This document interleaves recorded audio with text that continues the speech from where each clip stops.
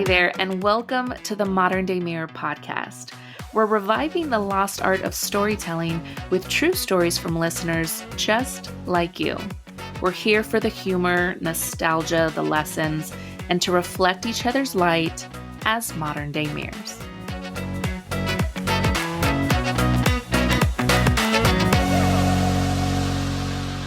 Hey there, it's your host Cecilia. And I want to give listeners a heads up that today's episode discusses death and the curious logistics of tending to physical bodies after a person has passed. The anecdotes you'll hear today are a bit shocking, but I'd be willing to bet that after hearing them, you'll have even more respect and appreciation for our neighbors who perform this important work.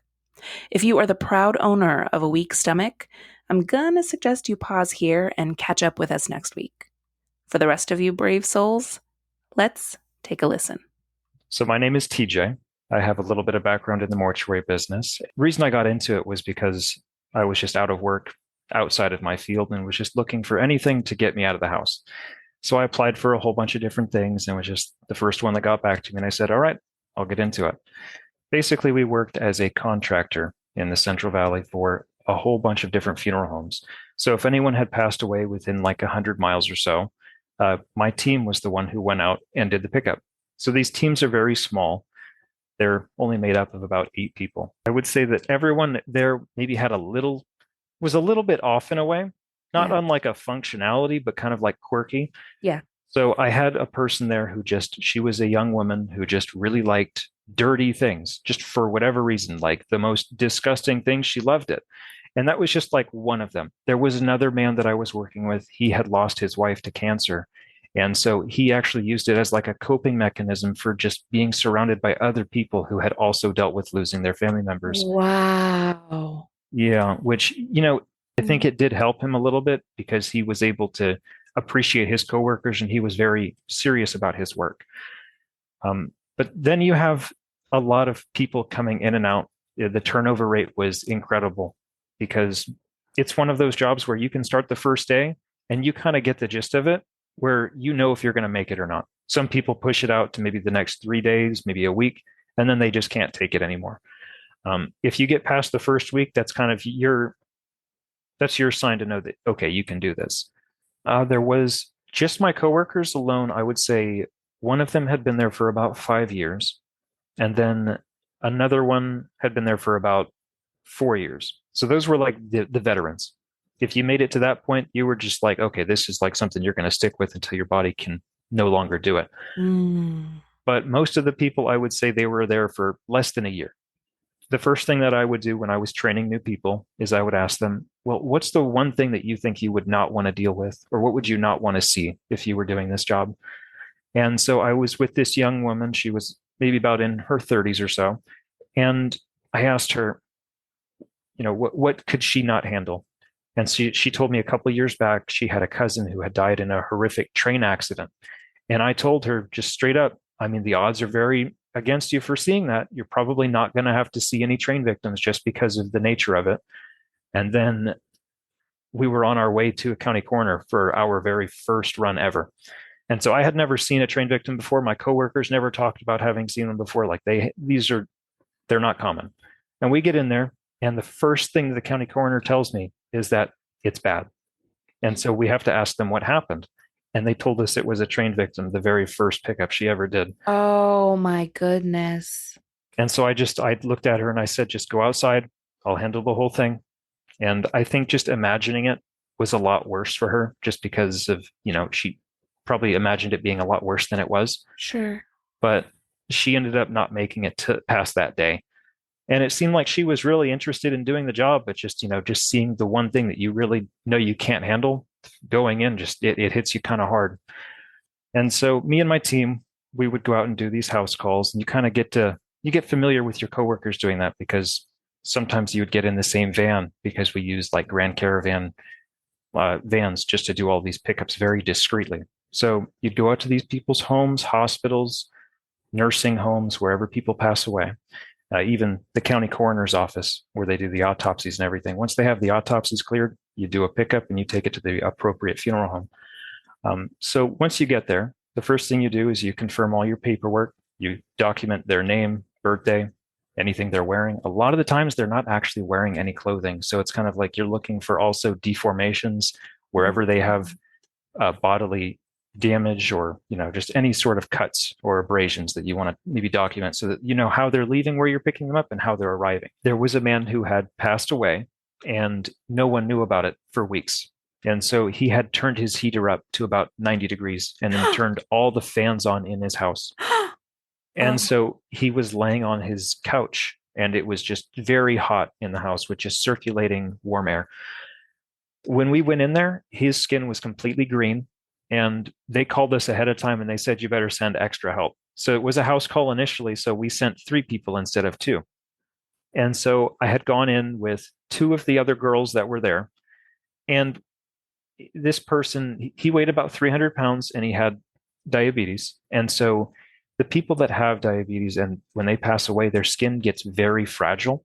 And so if you put too much pressure on it, or if you pull too hard, it will literally rip. And so because he had been out for so long, and that his skin had deteriorated so much, everything that he was touching was kind of sticking to him. And so he was kind of laying on a pillow. And so I picked up his head and noticed that his skin was kind of sticking to the pillow, and his entire side of his face kind of just came off and stuck to the pillow. And so my coworkers there just kind of like in bewilderment a little bit. And so I'm just like, I just kind of peeled his beard off and kind of just stuck it back on his face. And I was just like, oh, you can have that back. TJ, oh my goodness. And so the entire house of this one specifically smelled like rotten eggs. That was the best way I could describe the smell of it. Yeah. Decomposition bodies, they typically smell much worse. I didn't really have like an overwhelming like disgust for the smells. That is wild. How do you not have nightmares about that kind of stuff? I honestly don't have any nightmares about any of the pickups that I've done. There was so many just very disgusting things that you'd see on a regular basis that it kind of, you get numb to it, I would say.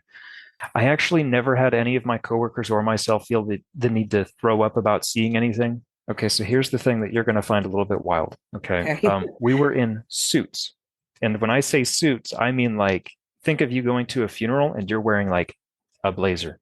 You're wearing a nice suit. You're wearing some khakis, like you're wearing a full on, you could be attending a funeral and you wouldn't look out of place right now. That was the normal attire. If someone had, let's say they had COVID, they would be in a Tyvek suit. They would be suited up, but only if they had an infectious disease ahead of time would you suit up. And so most of the time, the nurses that would be there before you and doing all the documentation, they would actually clean them up most of the time, because you do release bodily fluids when you pass away. Yes. And so the nurses, they do a great job of just, cleaning them up as well as they can. But yeah, most of the time you were just really in an actual suit. So the thing with it is that it was on call and it was 24/7. I didn't realize how much work it was going to be, but because of the distraction that I wanted, I kind of just put up with it. When I started working there, I had just gotten out of a bad relationship and I was kind of looking for something to distract me from it. And so I basically used this new job as a way to get away from all of that and give myself a fresh start. So it was kind of like a healing process for me. So I didn't really care what I was doing. But at the same time, it was kind of like I was involved with the work. So I kind of threw myself at it as best I could. Kind of just leaned in. Yeah. So there were so many days where you didn't know how many hours you were going to work. It was just kind of like, okay, whenever the calls come in, you have to go. Now, you being called or sent a text meant that you were going to be out of the house for, say, 2 to 3 hours, generally. That was just how long every single pickup did, from paperwork to pickup to drop off. It was any time of the day, and there was no time to sleep. So whenever that call came in, that was when you had to go. If you wanted to take a nap or you needed to sleep, you had to fit that in between your calls if you had the time. So something that the industry did was when a new call came in, if you were out on a call, they would try to call you again before your call was up. That way you could go straight to the next one. And so you would chain calls all the way through the day. And I want to say that there were a lot of days where I would be pulling like 16 to 20 hours just doing the chain calls because it was so busy at times. And then, of course, you have the days where it's slow and you do maybe like 1 to 3 pickups. And that 3 pickups, that's a full day of work. That's like 6 to 8 hours. You've been out of the house for, a good portion of the day. By then, you kind of feel like, okay, you should probably sleep when you can. Um, Mm. you do get very tired, though. I would say in the middle of the night is the most dangerous. There are so many times where they encourage you to take a nap just on the side of the road, just pull over for 15 minutes, get whatever sleep you can, and then keep going where you got to go. Those have saved me so many times because you don't really feel them coming as quickly as they come on. Like you don't realize it because you will blink and your eyes just won't open as you're driving. Luckily, I had never been in an accident doing this type of work, so I'm very fortunate. But at the same time, it is very dangerous the things that these workers do.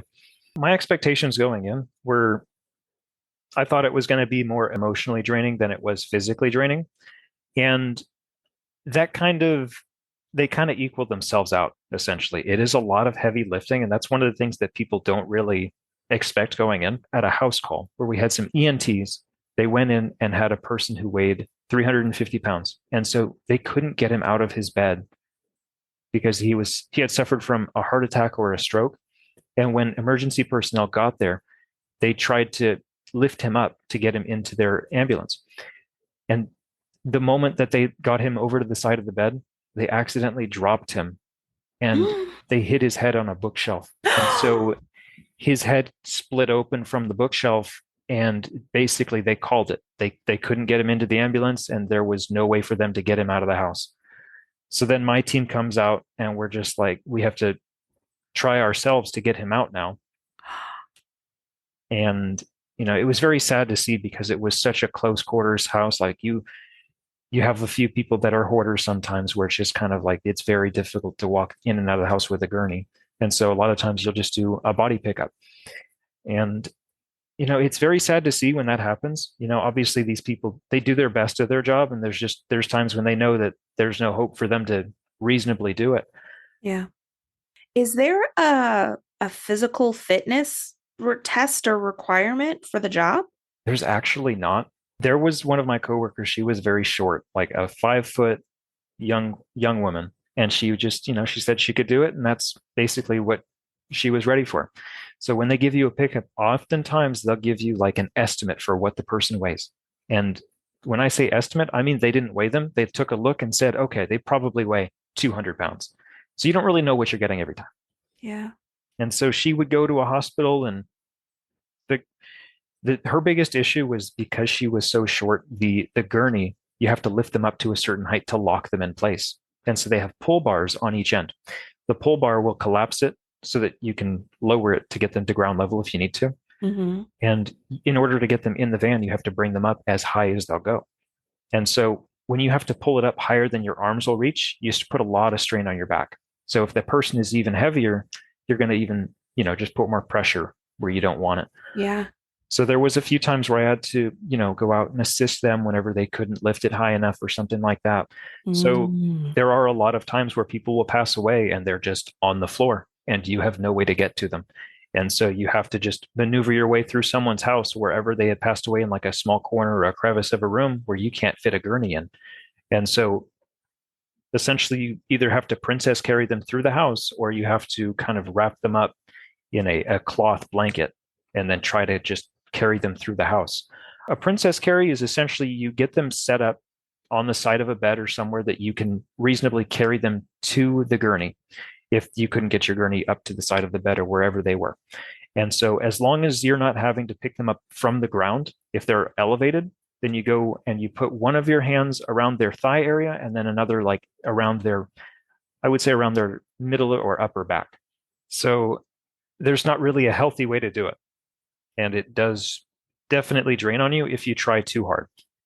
You know, the biggest takeaway from it that you enjoy is just kind of like comforting people and letting them know that like their family's going to be taken care of and that we're going to help them through the process because it essentially is like your family's worst day of their life in that moment where it's like they're never going to see these people again.